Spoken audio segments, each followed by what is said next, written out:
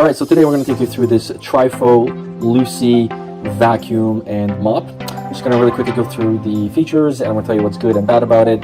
The bad thing, I'm going to start with the bad thing. There is no LiDAR on this particular vacuum. You would hope that there would be one. Fortunately, it's not the end of the world. LiDAR is just like the latest and the greatest. But it's got depth mapping, it's got several different sensors. There's room mapping, and it's got object avoidance as well, all the way around. So it's not going to go flying off of your second floor stairways. That if it sees a slipper or a ball or something, it's not just going to go plow into it. It's going to basically go and recognize it and go around it. There's some pretty crazy technology built into this Trifo.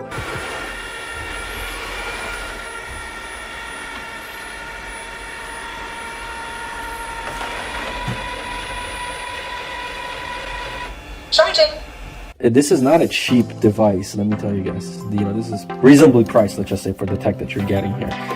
There's a 1080p camera right in the front here.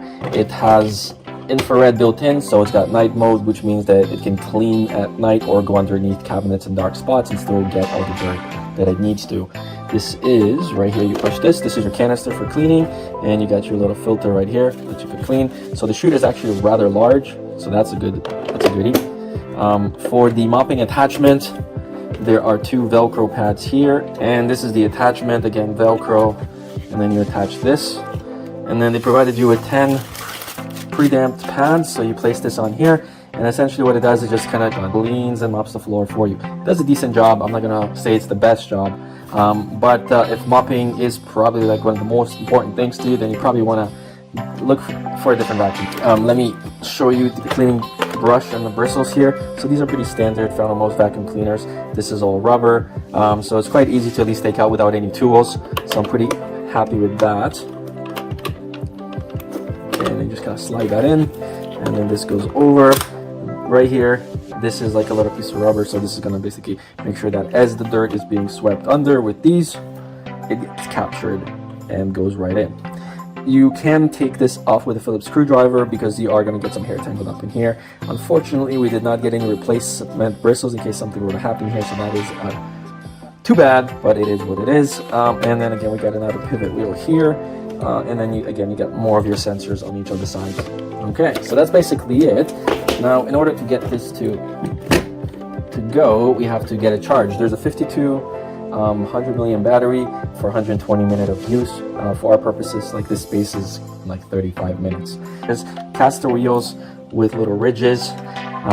They do go over carpets and transitions. Like we have up to an inch transition. Also, you can control this with your phone, so it's like a little remote control thing. Also, you can keep an eye out on the house if you're away, for example. You can take this vacuum and just drive it around the house as a security camera.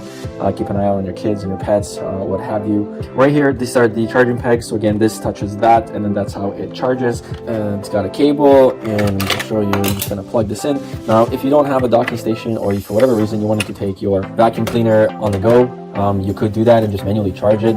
To do that, you would simply lift the lid, and right here there's a USB port. You got a reset button, you got a blue Wi-Fi to see if the Wi-Fi is connected. This is your power button, and this is your home button. It's rather simple to set up. All right, let's turn this on. Press this for 3 seconds. Of course, you can always place this. So the look is gloss black with a gold trim. The base also has the same look. All right, so once that's on, it's gonna play this little music. We're gonna grab a phone and make sure you download the Trifo app.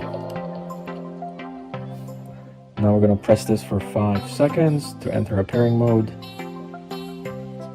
Okay, and please make sure the QR code on your smartphone, place the smartphone 15 inches away from the camera.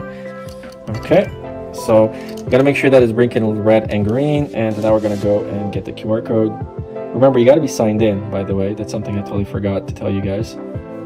Overall, it does a pretty decent job in mapping your house, although if this was a LiDAR vacuum, it would do a little better job. There are software updates that Trifo keeps releasing, and hopefully with more software updates, the object detection and mapping is going to turn out a little better. So that's the review. Thank you so much for watching, and I hope it helped you make a decision whether or not this vacuum is for you.